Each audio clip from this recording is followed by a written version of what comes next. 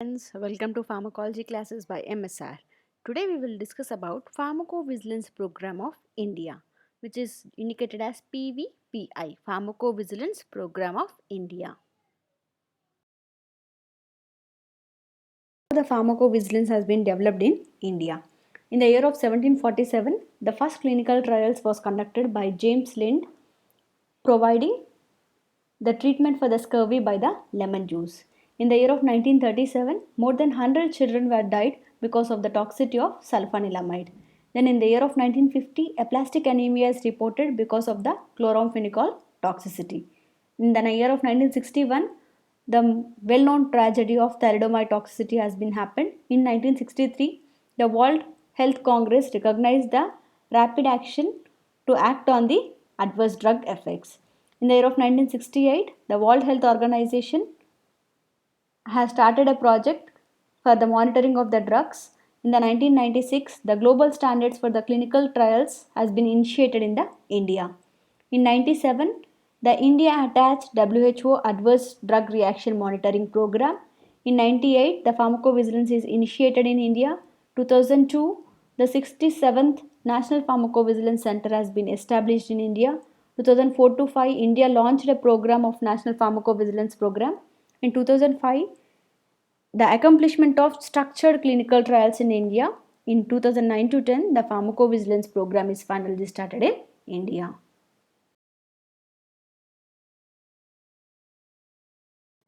So in 2010, the pharmacovigilance program has been started in India. It is launched by Ministry of Health and Welfare, by the Government of India in the year of 2010. It aims New Delhi as National Coordinating Center (NCC). So in April 2011, it is being transferred to the IPC, Indian Pharmacopoeia Commission, as NCC program in the year of 2011 by the notification issued by the Ministry of Health and Welfare, the Government of India. In 2015 July, the IPC PVPI program has become the Materiovigilance program of India. Materiovigilance is nothing but the any undesirable adverse effects which are developed when you are using any medical devices. So it has become the program for materiovigilance in the year of 2015. In the July 2017, it has become a collaboration with the WHO in the public health programs and regulatory services. What is the vision and mission of the pharmacovigilance program? What is this vision and mission? Vision is nothing but what you are aiming to do. What you want to do is your vision. Mission is nothing but what you are doing right now. That is your mission. So the pharmacovigilance program of India aims to improve the patient safety, welfare of the Indian population by monitoring the drug safety and reducing the risk associated with the use of the medicines. Whereas coming to the mission of this particular program, it is ensuring the safe medicine by giving the best use of the medicines and decreasing the risk with that particular medicines.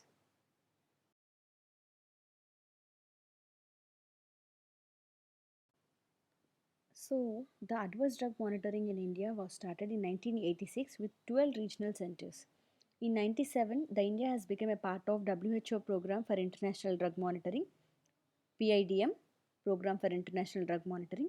The India has joined in this program in 1997, which is being monitored by the UMC Upasala Monitoring Center, which is present in Sweden. In the beginning, 6 regional centers were created in Mumbai, New Delhi, Kolkata, Lucknow, Pondicherry, and Chandigarh to monitor the adverse drug effects. So, the promoting safe use of the drugs is a main aim of the Indian Pharmacopoeia Commission, which is functioning as NCC, National Coordination Center for the Pharmacovigilance Program of India. So, we have approximately 179 adverse drug reaction monitoring centers in our country to monitor the ADRs of India.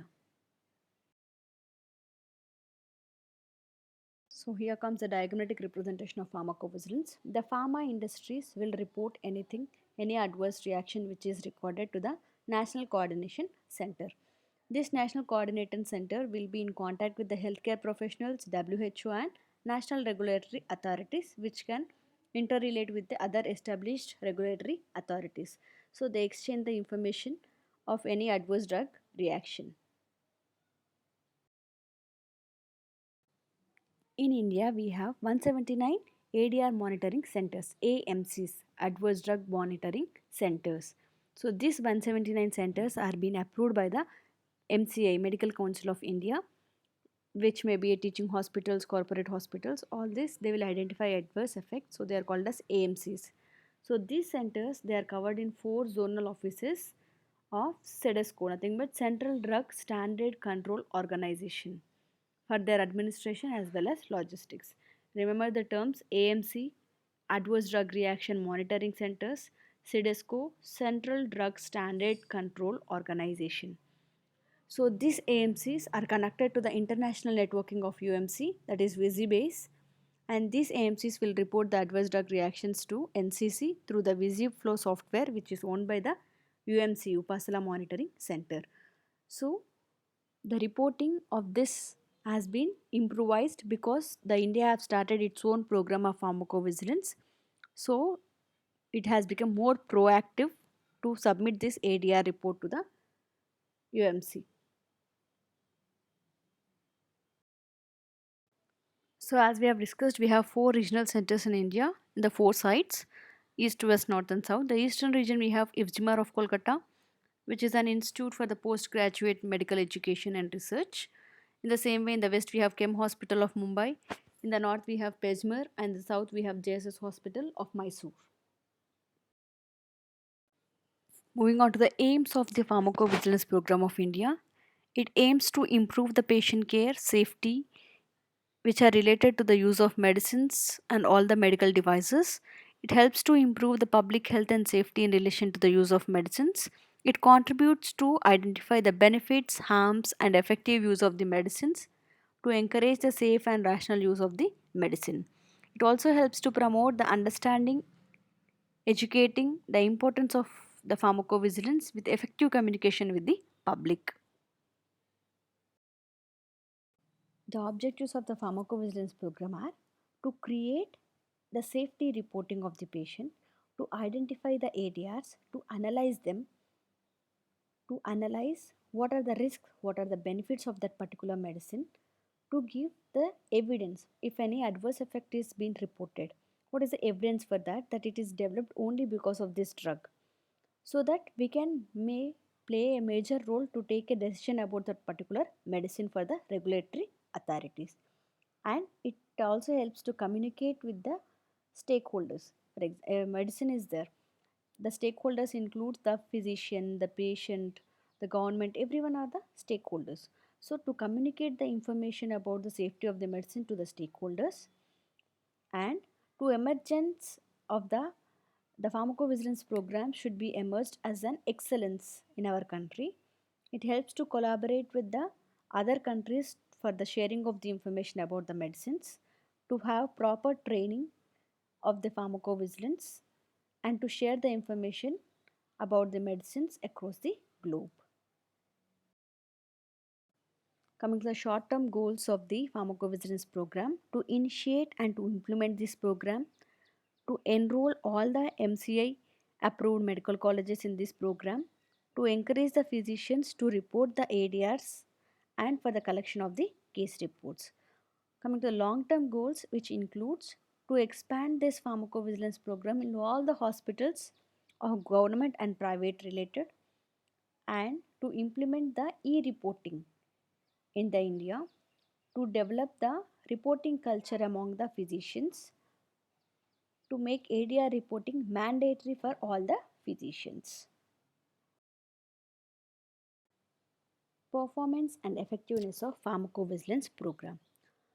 So if any adverse reaction is been there, who can report, what they should report, and to whom they have to report.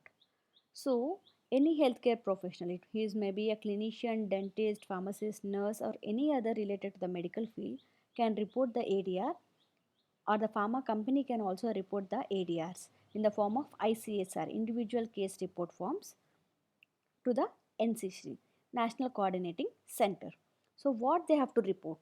Whatever it may be, a small adverse effect or a big one, it may be serious or no, may not be serious. It may be a Cause may be known or unknown, whatever it may be. If they suspect that it is an adverse effect, they can report it to the centers, national coordinating centers. So, whom to report and how to report? So, they have the suspected ADR reporting form. So, these forms are available in the official websites of IPC and CEDESCO. So, they can fill this form and submit it to the national coordinating centers. So, if a person who is not a healthcare professional, they can also submit this by filling this form to any of the AMCs, Adverse Drug Reaction Monitoring Centers. This is a format of suspected ADR reporting form. This is for the healthcare professionals. So they can fill this form and submit. So this is a form to report by the consumers. Medicine side effect reporting form. This is specially for the consumers. Expansion of Pharmacovigilance Program of India. So the Medical Council of India has made mandatory for all the medical colleges to have the Pharmacovigilance Committee according to the new regulations of 2010. Hemovigilance program, it has been initiated in the year of 2012. So hemovigilance is nothing but any activity which is related to the transfusion of the blood, that is hemovigilance. So it has been started in the 2012 on 10th December. So the blood transfusions, donation processes, transfusion process, all this is being monitored by the hemovigilance program. Revised National TB Control Program, it has been started in the year of 2013 on October 11th. Participation of nursing professionals, it has been started in the year of 2014 on July 16th. National AIDS Control Program and ADR Monitoring Centers. ADR Monitoring Centers is nothing but all the medical approved colleges should maintain the AMC as we have discussed before.